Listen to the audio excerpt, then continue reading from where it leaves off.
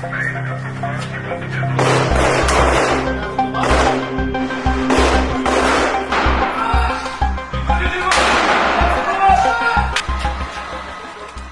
Hamas cease fire deal के बीच एक बेहद ही चौंकाने वाली खबर सामने आई है, जिससे लेबनान और इजरायल के बीच हुए संघर्ष विराम अब जंग में बदलने के आसार नजर आ रहे हैं।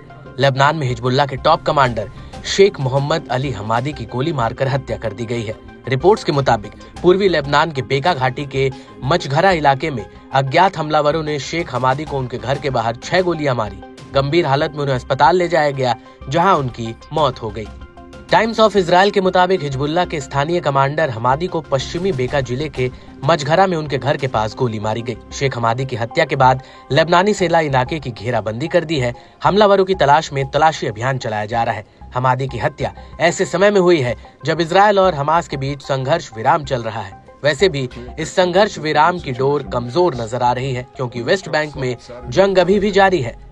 इसलिए ये कहना बेहद मुश्किल होगा कि इजरायल और गाजा के बीच का संघर्ष विराम कब तक चलेगा। आपको ये भी बता दें कि इजरायल और लेबनान में जो संघर्ष विराम हुआ है, उस समझौते के तहत इजरायल को 26 जनवरी तक दक्षिणी लेबनान से अपने सैनिकों को वापस बुलाना है। इस बीच हिजबुल्लाह को इजरायल की सीमा से लिटानी नदी के उत्तर से पीछे हटना होगा।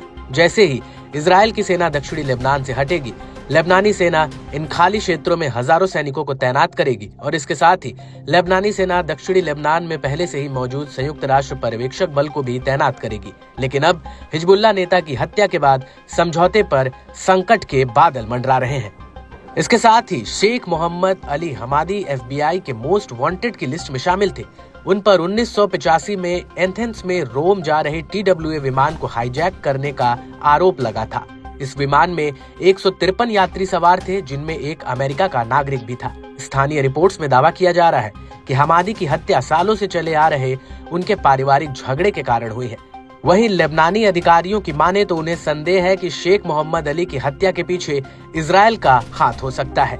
हालांकि पूरा सच क्या है, ये तो जांच के बाद ही सामने आएगा।